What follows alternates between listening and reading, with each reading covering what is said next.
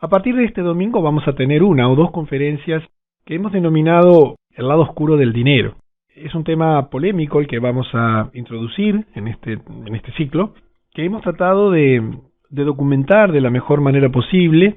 Estoy creando una página web especial para este tema, dada su importancia, que espero esté disponible para el próximo domingo, del cual van a poder bajar mucha información en forma totalmente gratuita y que les va a ayudar a tener a aquellas personas que tengan interés en estos temas una mejor formación en lo personal y una óptica diferente de todo este tema de por qué estamos los gobiernos endeudados, las ciudades endeudadas, las familias endeudadas.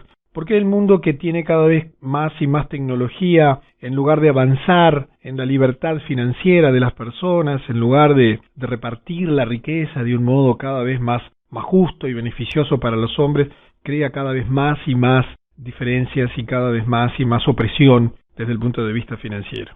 Y bueno, entremos en el tema. La inspiración de esta primera charla está aquí en esta frase de Philip Benson, un presidente de la Asociación de los Banqueros Americanos, que habló hace, unos cuantos años, allá por junio del 1939, y decía que no hay manera más directa de capturar el control de una nación que a través de su sistema de crédito, de su dinero. Bueno, no sé si estás de acuerdo con esto, pero va a ser parte de nuestros objetivos de la noche de hoy profundizar en este tipo de afirmaciones para cumplir algunos objetivos básicos. Es muy importante que organicemos las actividades en función de objetivos y te va a ayudar a la comprensión de lo que aquí queremos plantear en esta noche, saber que uno de mis objetivos es que tengas conceptos básicos sobre el dinero. Yo no sé qué importancia tiene el dinero para ti. Ayer estaba con una persona y me dice, yo no soy materialista. Y yo le dije, deberías escuchar el ciclo Los 4 poderes de la espiritualidad para el éxito, porque ninguna persona puede decir o declararse que no es materialista. No puedes no ser materialista. Como hay otras personas que dicen, yo soy una persona espiritual. Tú eres una combinación de espíritu y materia y no puedes salir de esa doble dimensión. Por lo tanto, eres una persona que sabe utilizar su espiritualidad y entonces de pronto no sabe usar su materialidad, o sabe usar su materialidad pero no sabe usar su espiritualidad. Lo ideal es un equilibrio. Y no importa tu situación, no importa cómo te definas, seguramente que el dinero ocupa una parte sustancial en tu vida. Y si no, fíjate cómo organizas tu vida en función del dinero. Cómo desde joven has tenido que tomar decisiones basadas en el trabajo, en la generación de ingresos, que no podrías tener una familia si no tuvieses dinero. Y si bien estas cosas son obvias, lo que no es obvio es que no sepamos sobre el dinero. ¿Cómo es posible que a los niños, yo pienso en los jóvenes que están acá, en la escuela no te enseñan sobre el dinero, ni en el liceo tampoco? Y no te enseñan a sabiendas para que seas un ignorante profunda y puedas servir al sistema y no tengas la menor idea de cómo hacer para administrar un bien. Nuestra ignorancia profunda del tema hace que pasamos por la vida con enormes dificultades financieras simplemente porque no sabemos qué es el dinero, no sabemos cómo nació el dinero. Estás tan acostumbrado a tener billetes y monedas en tu mano que quizás creas que siempre hubo dinero, pues no ha sido así. Y te vamos a ayudar a que entiendas qué es el interés, para que entiendas que en estos dos conceptos, hay una suerte de raíz de todas las dificultades que experimentamos. Me interesa que sepas qué son y cómo operan verdaderamente los bancos, no lo que te muestran por allí en los medios de difusión, que son medios de distracción más que de difusión como aquí veremos, sino que realmente entiendas cuál es su gran negocio, que los bancos prestan 9 veces el dinero que reciben por lo menos y que los bancos imprimen dinero y verás qué sorpresa te llevará para muchos de ustedes que desconocen estos temas. Quisiera que entiendas por qué nunca se podrán pagar todas las deudas, cómo se endeudaron los gobiernos y cómo es que los bancos finalmente terminan quedándose con todo. Y es importante que entiendas esto porque verás cuál es mi objetivo central en la diapositiva siguiente. Quisiera que comprendas que el dinero es un instrumento de dominación y como tal está pensado también para dominar tu vida, como la mía y la de nuestras familias y de nuestras ciudades y gobiernos y sociedades, porque para eso existe el dinero, para eso se usa. Podría haberse usado con otros fines, pero para eso se usa. Y vas a conocer aquí lo que es la Reserva Federal como el gran instrumento de dominación y cómo es que se ejerce el verdadero control sobre los gobiernos y las naciones. Porque finalmente tengo este gran objetivo, que sepas cómo enfrentar los tiempos que vienen. Quizás tú creas que hay dificultades, no tienes ni idea de cómo van a ser las cosas en el futuro. Y no es para alarmarte, sino por el contrario, porque el hombre de fe todo lo puede, porque todo lo cree, porque se te bastaría acercarte a todo lo que te he enseñado y has aprendido y hemos aprendido juntos en estos últimos años para pensar de un modo correcto, apoyarte en el Creador de la riqueza y de la abundancia para no tener temor. Pero sí es necesario saber qué hacer de aquí en adelante. ¿Qué hacer cuando no exista el dinero? ¿Cuáles son las acciones posibles para enfrentar los tiempos por venir? Y son objetivos ambiciosos, por cierto que sí. He tratado de plantearte esto. Cuando esté la web disponible tendrás allí un ebook con todo este material y tendrás allí la fuente de estas informaciones. Te voy a contar la historia de la creación del dinero y del interés a partir de conceptos muy sencillos que fácilmente vas a comprender. Y comencemos entonces en qué había antes del dinero. Porque quizás no te des cuenta que alguna vez no hubo dinero. Pues sí, una vez no había dinero. Y antes de dinero entonces existía el trueque. Es decir, que por generaciones la gente utilizó el sistema del trueque. Un hombre mantenía a su propia familia, proporcionándole todas sus necesidades, o bien se especializaba en un comercio particular. Los bienes que excedían su propia producción, entonces los intercambiaba por los excedentes de otros, y para eso había un lugar de intercambio, que era el mercado. Es decir, que imagínate una situación, vete un tiempo, unos siglos atrás, no muchos, y llega un momento en el cual la sociedad estaba organizada de modo tal de que las personas producían para sí mismos, para su familia, con capacidades o tecnologías de producción desarrolladas hasta ese momento, y que sus excedentes debían intercambiarlos. Pero en aquel momento no había billetes, no habían monedas, y entonces el instrumento era el trueque. Y allí el mercado, como un lugar físico donde la gente se reunía para intercambiar cosas, un mercado similar al que puedes encontrar en tu ciudad, que de pronto lo puedes visualizar yendo a un mercado agrícola o un mercado de ciertos productos. Imagínate que eso después se extendió a toda la sociedad a través de diferentes mecanismos. Y entonces un día de mercado era siempre en aquellos tiempos ruidoso y polvoriento, pero sin embargo la gente disfrutaba porque era un lugar de encuentro social, un encuentro de estar con sus amigos, con sus conocidos, de extender relaciones. Se disfrutaba del compañerismo, solía ser un lugar feliz. Pero llegó un momento en el que los avances tecnológicos, en el que las posibilidades de trueque fueron creciendo, había demasiada gente y demasiada discusión. Y llegó un punto en el que no había tiempo para charlar y entonces apareció la necesidad de un sistema mejor. Porque entre otras cosas había un tema central, cómo darle valor a cada uno de los bienes. En esa etapa el gobierno tenía una función muy precisa. El gobierno, en esas circunstancias, donde la gente se organizaba en base a una producción familiar y personal para intercambiar excedentes con otras personas que tuvieran otro tipo de excedentes en el mercado.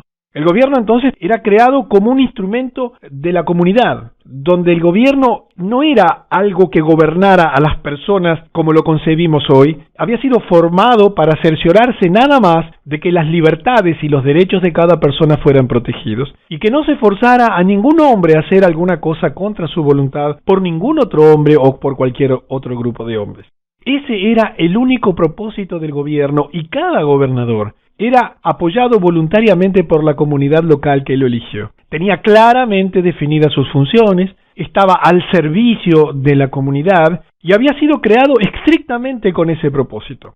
Pero claro, las cosas fueron cambiando y como yo te explicaba, el primer cambio comenzó en el momento en que fue necesario arreglar el funcionamiento de ese trueque que había llegado a crecer enormemente, y entonces allí apareció una solución. Y la solución fue justamente el dinero. Y el dinero aparece porque en determinado momento el mercado era un problema que no se podía solucionar. ¿Cuánto valía un cuchillo? 1 o 2 cestas de maíz. ¿Valía una vaca más que un carro, etcétera? Bueno, a ninguno se le ocurría un sistema mejor que el que planteó algún orfebre en el comienzo allí de los tiempos del dinero, y se le ocurrió una solución que pareció absolutamente extraordinaria y que lo era en sí misma, y él dijo: tengo la solución a nuestros problemas del trueque e invito a todos a una reunión pública mañana. Yo quiero que te visualices en este momento en esa situación, que tú te encontrabas cada vez con más dificultades para cambiar tus productos, tus excedentes, que eso no se necesitaban en el plano familiar, para cambiarlos por otros. Porque la producción había crecido, porque la cantidad de personas habían crecido y porque ya se necesitaba instrumentos matemáticos que permitieran la correcta valoración o por lo menos el equilibrio de intereses entre unidades productivas tan opuestas y tan diferentes. ¿Qué ocurrió en ese momento? Bueno, había que establecer un sistema y a este orfebre se le ocurrió lo siguiente. Bueno, yo uso oro, decía él, lo uso en ornamentos y en joyerías, es un metal excelente, no se deslustra ni se enmohece y durará muchos años. Lo que voy a hacer es fundir un poquito de mi oro en monedas y llamaremos a cada moneda $1. Imagínate la historia que comenzó de ese modo.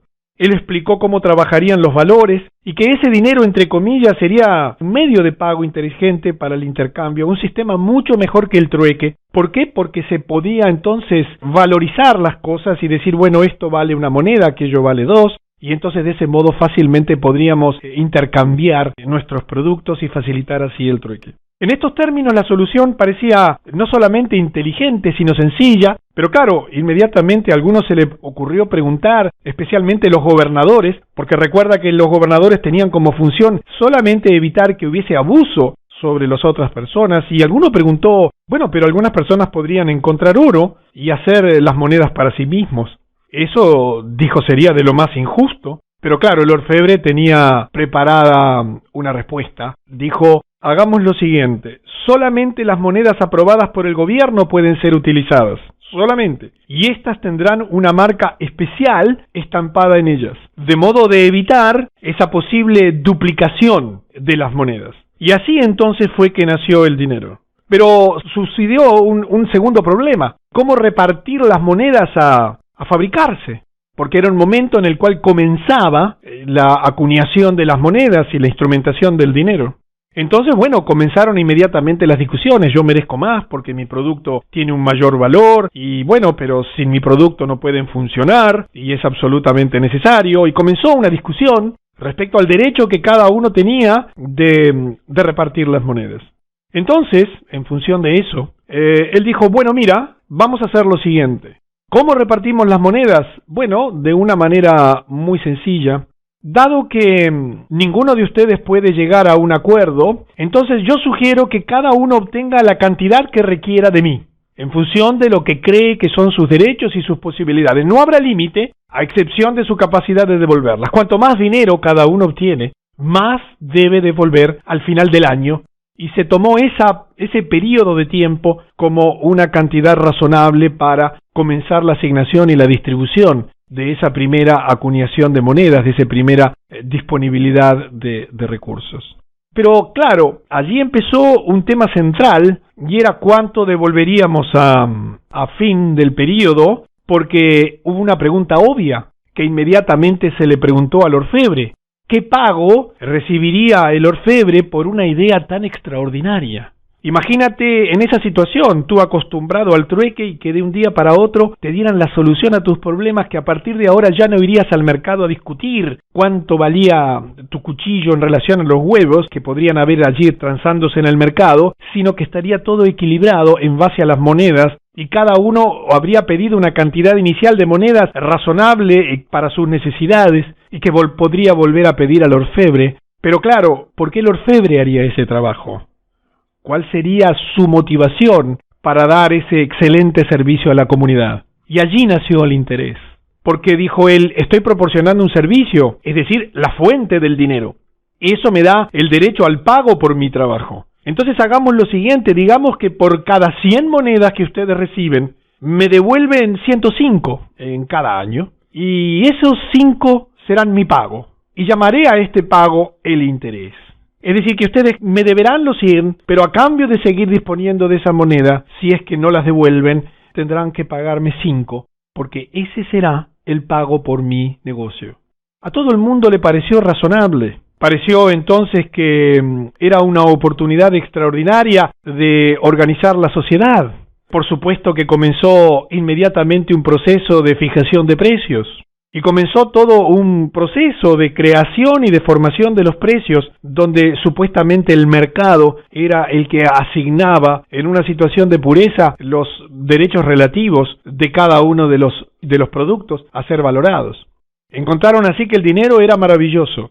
Y pronto se valoró todo en monedas de oro, o vamos a llamarle dólares de oro, y el valor que cada cosa recibió se le llamó precio. Y el precio dependió principalmente de la cantidad de trabajo requerida para producir el bien, porque había que tener un criterio para definir cuántas monedas requería o valía un producto. Y entonces se encontró que una cosa justa era que si tomaba mucho trabajo el precio era alto, pero si era producido con poco esfuerzo el precio era bajo, porque ese era el sentido del trueque. Hasta ese entonces el trueque había funcionado en base a los intereses relativos en la valoración de lo que costaba producir un bien, puesto que había bienes escasos y bienes más abundantes. Y entonces se consideró razonable valorar el precio de los productos en base al trabajo.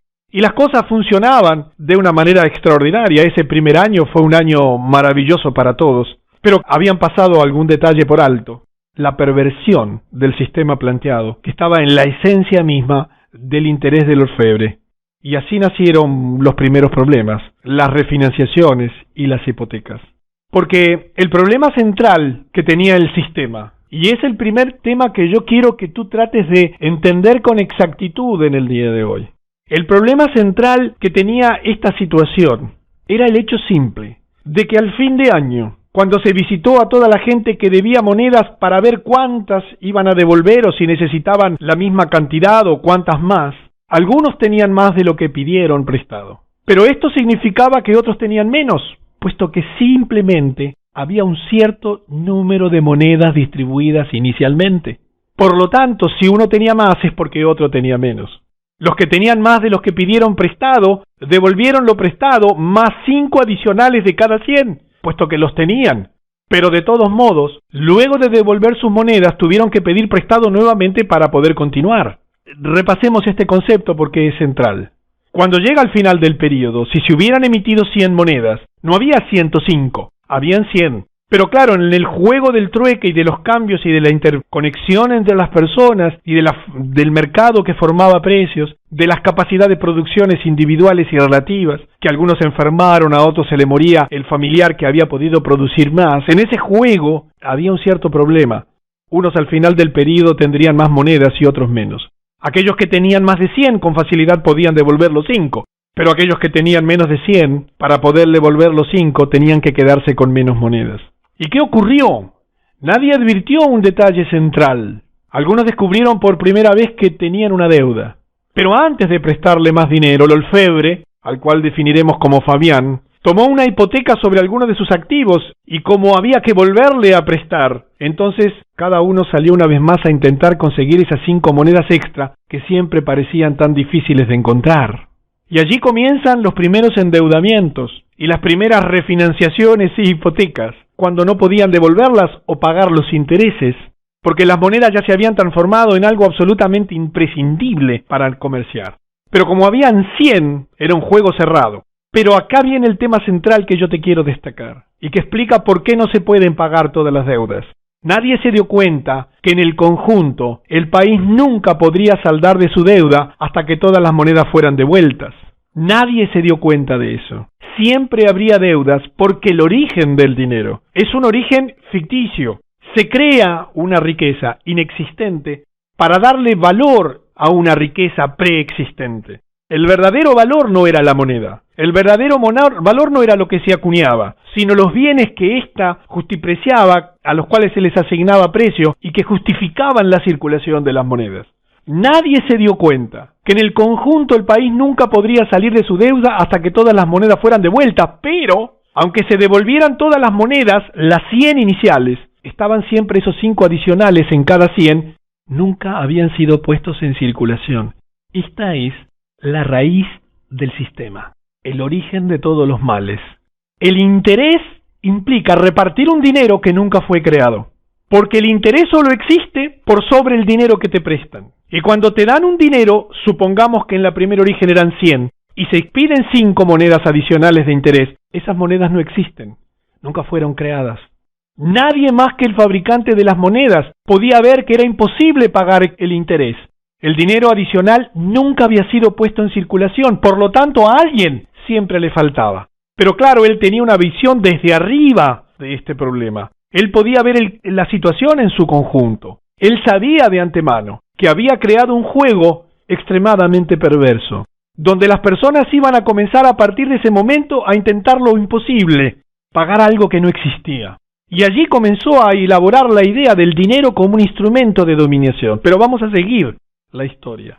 Era verdad que el fabricante de las monedas gastaba algunas monedas, claro que sí. Pero él por sí mismo era su servicio con lo cual vivía. No podía gastar tanto como el 5% de la economía total del país, porque recuerda que él acumulaba el 5% de cada actividad y de cada persona. Había millares de personas, y el fabricante de monedas era solamente uno.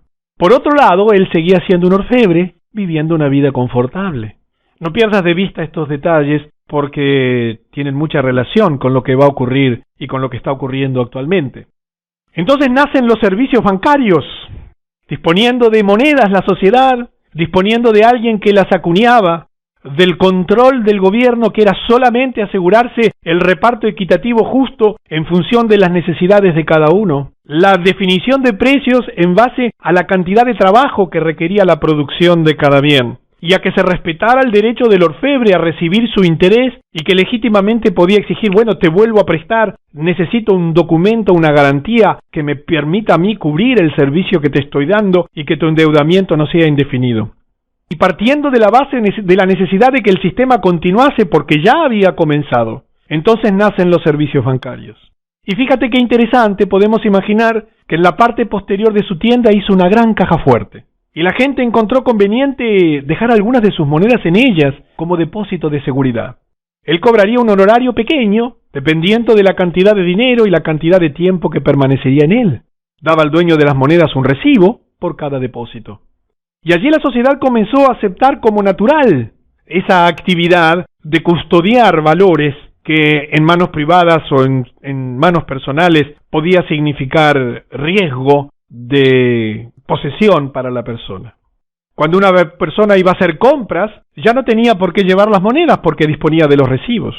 Entonces le daba al comerciante uno de los recibos del fabricante de monedas, según el valor de las mercancías que deseaba comprar.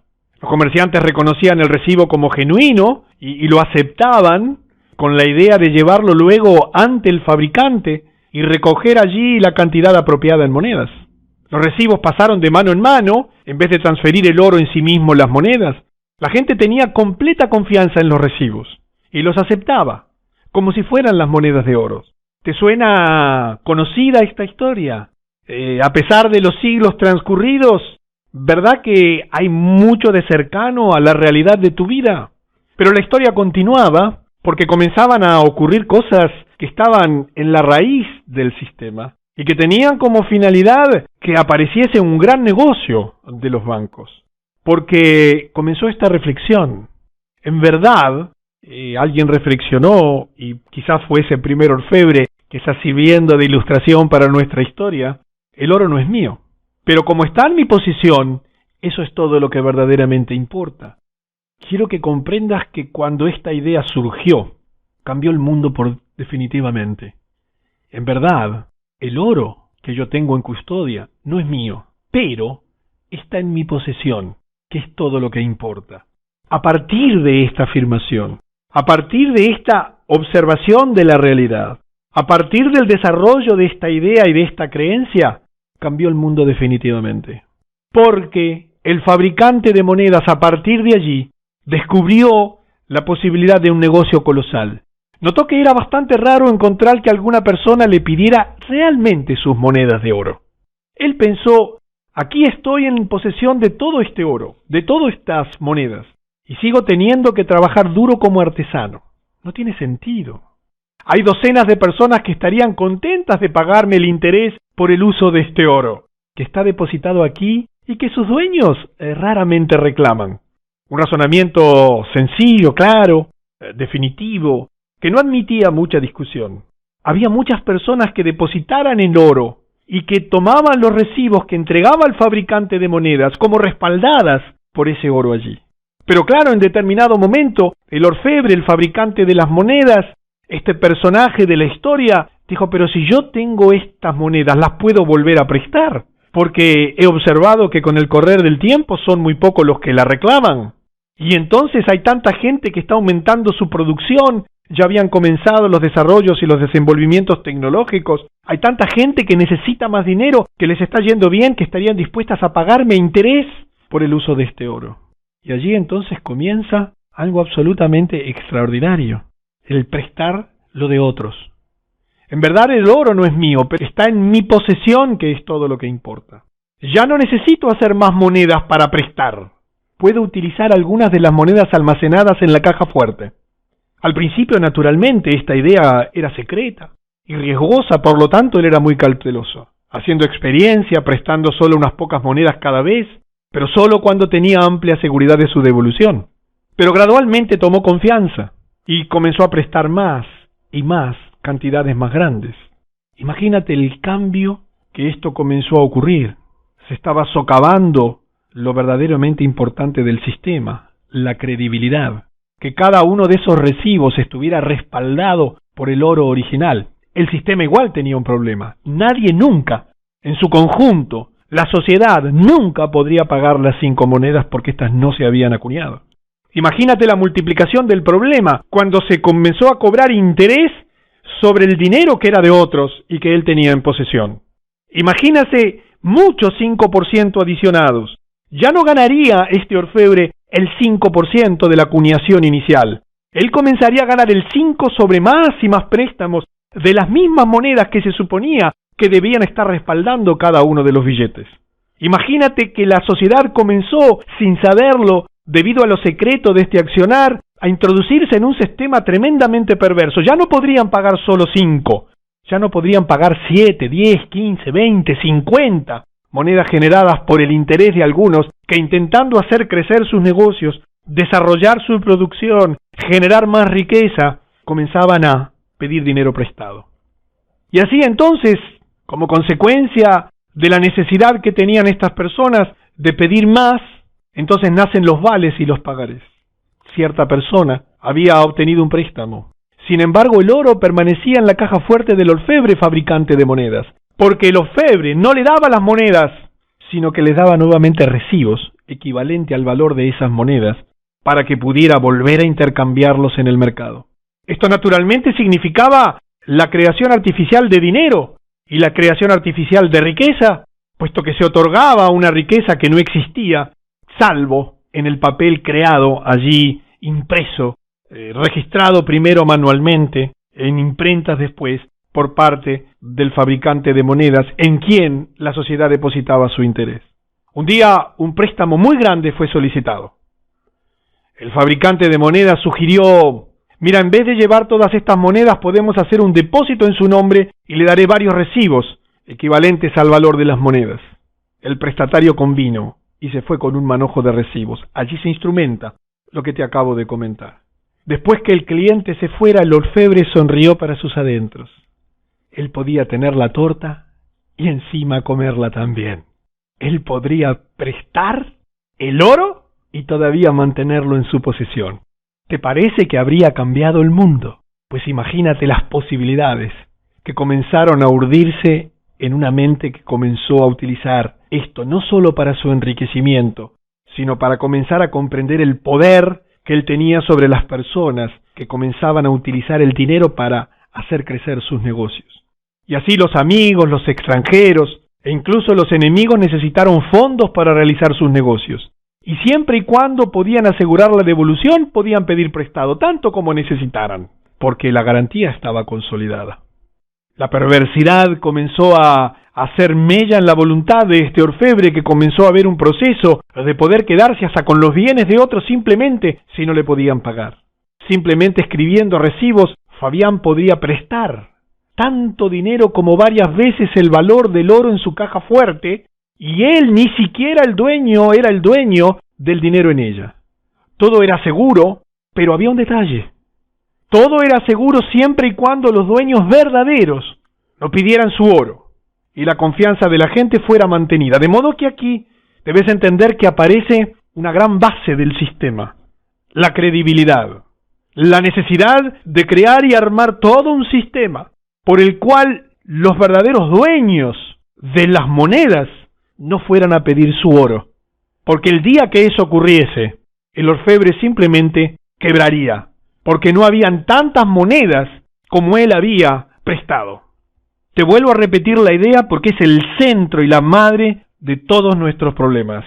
Todo el sistema estaba basado en que no se le fuera a pedir al orfebre todas las monedas que él había emitido, más las que no había emitido, bajo la forma de recibos, basados en prestar lo que no era de él. La situación del orfebre fue desde ese momento una situación de quiebra absoluta. Nunca tuvo un dinero real. Siempre fue una gran mentira y una gran falsedad. Pero además, se necesitaba comenzar a crear las bases de un sistema que estuviera basado en la credibilidad, porque bastase que hubiese dudas sobre el orfebre para que una persona le contase a la otra y rápidamente hubiese una corrida en busca de las monedas.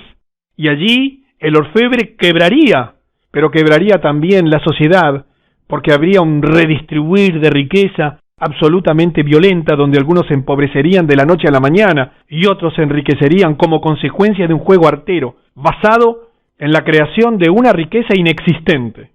Nunca los recibos fueron riqueza real, sino riqueza absolutamente inventada. Pero claro, los orfebres de otras ciudades se hicieron curiosos sobre sus actividades y un día lo llamaron para verlo. Él les dijo exactamente qué era lo que hacía, pero tuvo mucho cuidado en remarcar la necesidad de mantener el secreto. Y si su plan fuera expuesto, el esquema fallaría. Así que acordaron formar su propia alianza secreta, y allí nació la sociedad de los banqueros y de los bancos, completamente dominadores de esta idea central por la cual estaban creando una riqueza absolutamente falsa, no solamente imponiéndole a las sociedades una carga imposible, pagar un interés que nunca se había creado, acuñado, sino lo que es peor, represtando un dinero que nunca habían acuñado. Y claro que esto debía ser secreto, y claro que esto debía ser oculto, y claro que esto fue llevado como una idea extraordinaria por orfebres a otras ciudades y sociedades para continuar el ciclo. Por eso, ¿recuerdas la primera de las diapositivas que tuvimos en la noche de hoy? Te la voy a recordar. Decía Philip Benson, presidente de la Asociación de los Banqueros Americanos de julio de 1839. No hay manera más directa de capturar control de una nación que a través de su sistema de crédito, de su dinero.